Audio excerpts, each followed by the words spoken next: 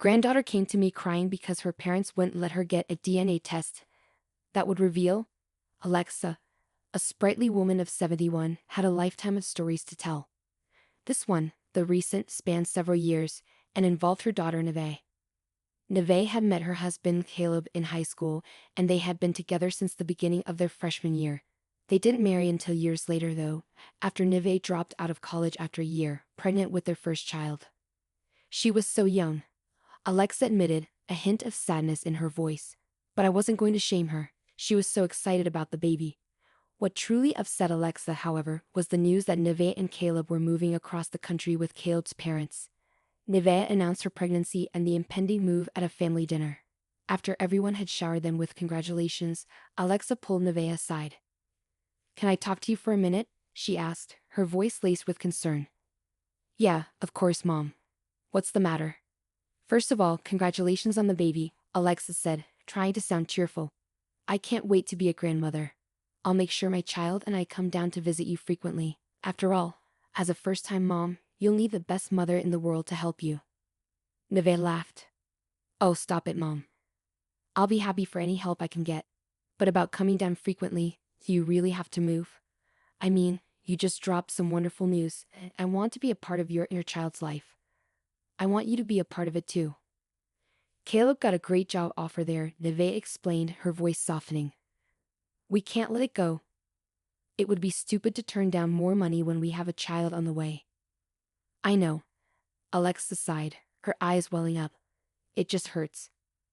I only just got you back after you went away for college, and not even 2 years later, you're going away for God knows how long." "I'm sorry, Mom," Neve said, her voice filled with regret. "I promise we'll be in touch as frequently as possible. And if I don't come down here, you can come there." "Honey, you know I have to work," Alexa said, her voice cracking. "My company makes it hell to get even a day off." "It's okay," Neve reassured her. "I'm sure we'll figure out a way." Alexa was heartbroken to see her daughter go, but she knew the day would come when Neve would leave home. 9 months later, Alexa's grandson, Jonathan, was born. Alexa flew out to be with Neve for the last month of her pregnancy, staying for another month to help them adjust to life with a newborn. "You'll get the hang of it," Alexa assured them, her voice filled with wisdom. "The parent's instincts will never let you harm your child." After returning home, Alexa went back to work, her yearly time off sacrificed for her visit. Life became even more hectic. Neve called every week, updating Alexa on her life and asking for help whenever she needed it. Even though they were miles apart, Alexa felt a constant connection to her daughter. 2 years passed, filled with promises of visits that never materialized. Neve was always too busy with work. Alexa, initially hurt and frustrated, understood her daughter's predicament. She was in the same position. One day, Neve called with news that changed everything. "Hey Mom," she said, her voice brimming with excitement. "How are you? How are Caleb and my grandbaby?" "I'm good," Alexa replied, her heart pounding with anticipation. "So are Caleb and Jonathan." Jonathan said his first words, by the way. "Oh really?" Alexa exclaimed. "That's amazing, sweetie." "Yeah," Neve said, her voice filled with happiness. Hearing Jonathan speak made Caleb and me realize something. "What is it?" Alexa asked, her curiosity piqued. "We've been together for 6 years," Neve said, her voice soft. "We even had a baby. It's been a very long time. As long as you're happy, time will fly faster than you could blink." "Exactly," Alexa agreed. "So we were thinking of getting married," Neve announced, her voice filled with joy. "What?" Alexa gasped, her heart leaping. "Oh wow. I'm so happy for both of you. When will you get married?" "We were thinking of getting married next week," Neve said. "Next week?" Alexa exclaimed. "But honey, your dad and I won't be able to make it unless you plan on getting married here." "No," Neve said, her voice turning serious. "Caleb and I wanted a quick and personal wedding. We were just going to register ourselves, go out to maybe the beach for a picnic with Jonathan and Caleb's parents, and then call it a day." "So Caleb's parents get to be there when you get married, but your dad and I don't?" Alexa asked, her voice laced with hurt. "Mom, don't be like that," Neve pleaded. "I'm sorry, but I've tried to be supportive of everything you've done so far. I was hurt and upset by you moving when you were pregnant, but I let it go." Then you never visited me for 2 years. And whenever you called, it was only to ask for help. I let go of it all because I wanted to see you happy. But this feels like a slap in my face. Why can't you just be happy for me? Neve, Alexa said, her voice trembling. I'm really trying. Your father would be even more heartbroken with your decision this time. I won't intervene, and you can deal with the fallout yourself. Mom, come on, Neves said, her voice strained. Congratulations on getting married, goodbye. The phone went dead. Alexa and her husband were devastated. Looking back, Alexa knew she was wrong to lash out at Neve. She was consumed by sadness, grieving for the life she was missing. Neve called after the wedding, and Alexa tried to engage in a proper conversation, but the sadness was too much. Eventually, Neve stopped calling. She sensed something was wrong, and while she never apologized, she decided to limit her contact with Alexa and her husband. Alexa managed to move on with her life. The pain slowly fading with time. She and her husband found solace in each other, taking weekend trips to resorts and different parts of town. Neve occasionally sent postcards and pictures of Jonathan, a bittersweet reminder of the life she was missing. 15 years passed. Alexa and her husband, well into their 50s, were planning their retirement, dreaming of a European tour followed by a trip to Asia. They had spent those years saving, determined to finally live their lives to the fullest. Then, one day, a knock on their door shattered their peaceful routine. Alexa opened the door to find Neve, Caleb, and Jonathan standing on her doorstep. But there was one more addition, a baby. It took a moment for the reality of the situation to sink in. Her daughter and her family were standing on her doorstep 15 years later, and they still knew how to surprise her. Years of pent-up emotions flooded her, and she cried as she enveloped Neve in a tight hug. She greeted Caleb warmly, then took a moment to look at her 15-year-old grandson. He had grown so much, a full-blown teenager now. She hugged him tightly, then turned to the new baby. Neve explained that it was a girl, still asleep but looking serene. Alexa quickly ushered everyone inside. Her husband, just as shocked as she was, greeted them with hugs. She made coffee for everyone and sat down with them, eager to hear what brought them back home. So what are you guys doing back here? Alexa asked. And Neve, when did you have another child? I gave birth 6 months ago, Neve said, her voice soft. After I gave birth, I started to miss home way more than I ever thought I would. I guess giving birth reminds me of what things were like 15 years ago. Speaking of which, we really are sorry for not keeping in touch. We should have also tried to keep in touch. Our egos got in the way of us enjoying family time, even if it was just over the phone. Mom, so much has happened since we last spoke, Neve said, her voice filled with sincerity. I'm sure it did, Alexa replied. I mean, you had another child. What's her name? We've named her Bella, Neve said, her eyes shining. Do you want to hold her? Yes, of course, Alexa said, taking the baby gently. Oh, isn't she a doll? What is this? She has blonde hair. We were surprised too, Neve said, laughing. Does Caleb have blonde hair in his family? Not that we know of, Caleb replied. We just figured it might have been a recessive gene that became dominant with her. That is interesting, Alexa said, her curiosity piqued. Will I be able to see my grandkids more often now? Yes, of course, Neve said. Actually, about that, Neve and I had something big to ask of you. Yes?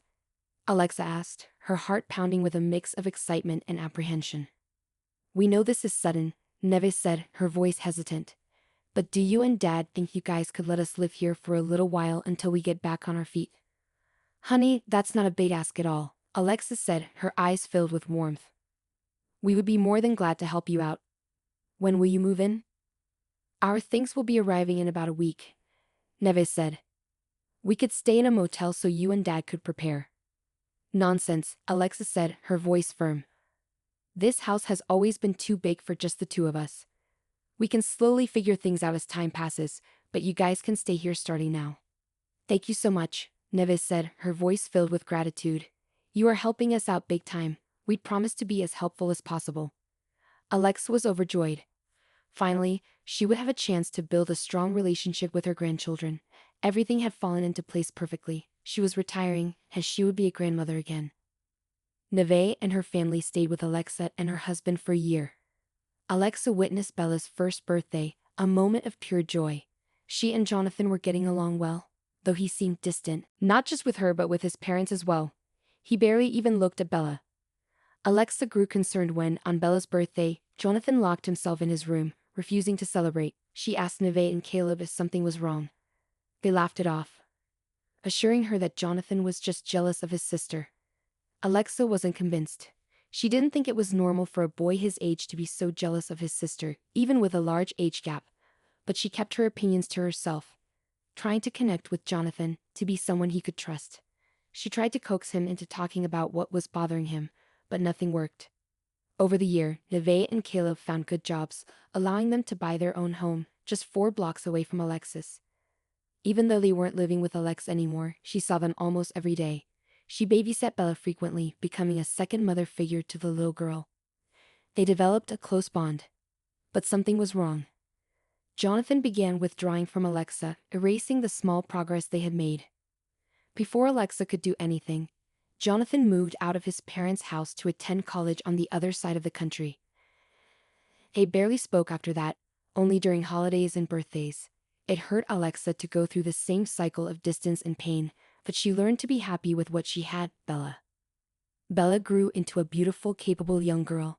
As she got older, though, differences in her appearance became more pronounced.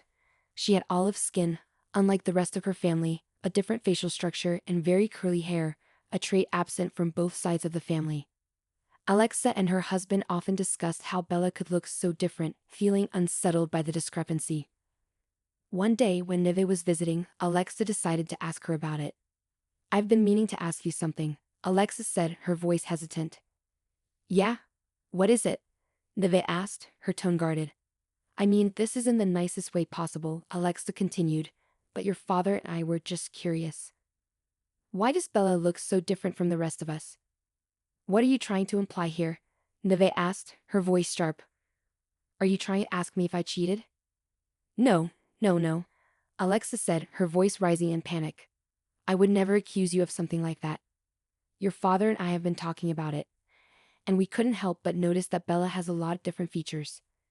"Yes, she has a lot of different features," Neve said, her voice tight. "But she is still our daughter. I gave birth to her." "Yes, honey, I don't doubt that one bit," Alexa said, her voice softening. "I'm only wondering about why the difference exists. I love Bella just the way she is, with all my heart and soul. What do you want me to do? Do you want me to pull up her birth certificate? Or do you want me to introduce you to the nurses and the doctor who helped deliver Bella?" "Honey, you're lashing out," Alexa said, her voice laced with concern. "I was only asking because I came across this DNA test that tells you about your entire ancestry. Maybe we could all do it and, in the process, find out where Bella gets her genes from." "Absolutely not," Neve said, her voice sharp. "That feels like a setup." "A setup for what exactly? If I give in now, there's no telling what else you'll ask me to do." "You're thinking too much into this, honey." "You know what?" Neve said, her voice weary. "Why don't we just drop the topic?" Alexa was confused. She couldn't understand why Neve was so defensive about Bella's appearance. It wasn't like she was insulting her, but she understood how Neve must have felt. Alexa and her husband dropped the topic and continued to enjoy their time with Bella. Things started to change when Bella turned 15. She would often visit Alexa after school, looking sad, sometimes even in tears. This was alarming, as Bella was usually the most joyful girl Alexa knew. After some gentle prodding, Bella revealed that she had an assignment a few months ago regarding genetics. Her class had been asked to bring pictures of their families. When she brought hers, everyone looked at her in confusion. Her teacher was also confused, asking if Bella was adopted. Bella, of course, said no. The teacher pulled her aside after class, asking if she was sure she wasn't adopted because, logically speaking, there was no way she could look so different from her family. The teacher was kind, but her classmates were not. Word of Bella's different appearance spread, and kids started making comments. Alexa felt bad for her granddaughter, assuring her that she was part of the family no matter what she looked like. This went on for a while, until one day Bella came home sobbing. "I can't take it anymore, Grandma," she said, her voice choked with tears. "I can't." "What happened, sweetie?" Alexa asked, her heart breaking. "For some reason, some of the mean girls decided to take over a free period to discuss my different looks," Bella said, her voice trembling. The entire class participated in it. It was so humiliating. What the hell? Alexa exclaimed, her voice filled with anger. That's not right at all. Do you want me to tell your parents to take this up with your school? It won't be of any use, Bella said, her voice flat. They tell me to just let go of whatever the other kids are saying. I tried asking them for a DNA test, but they always get angry at me for asking.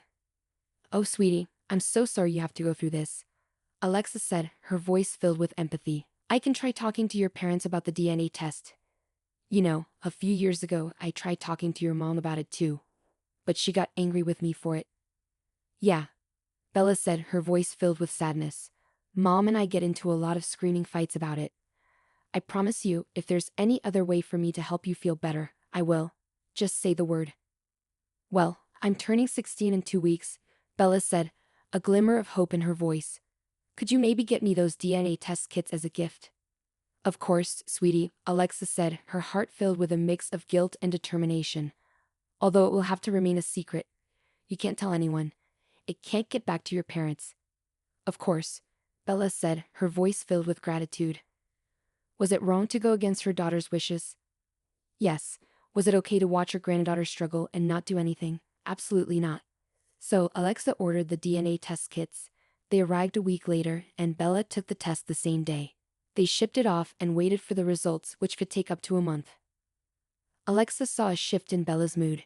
She seemed happier, lighter, like a burden had been lifted off her shoulders. The month flew by quickly, and the results arrived in Alexa's inbox. The first thing the report told them was that Neve, Caleb, and Jonathan had all taken the DNA test a few years ago when Bella was around 4. This meant that Bella's results would be more accurate. Bella's excitement quickly turned to horror. Alexa had let her see the report first, so she had no idea why Bella was so horrified until she saw it herself. The report said that Bella was Jonathan's daughter. There had to be a mistake. They Googled the accuracy rate of the test, and it was very high. Alexa felt sick. Bella didn't look so good either. She called Neve and Caleb, asking them to come over as soon as they were finished with work. She told them what she and Bella had found out, and Neve was furious. Mom, why would you do something I explicitly told you not to do behind our backs? Neve yelled, her voice shaking with anger. Save your anger at me for later. Bella is a mess. Tell her the truth. We never wanted to, but... Neve turned to Bella, her voice softening. Sweetie, you should know that we love you, and you'll always be our little girl.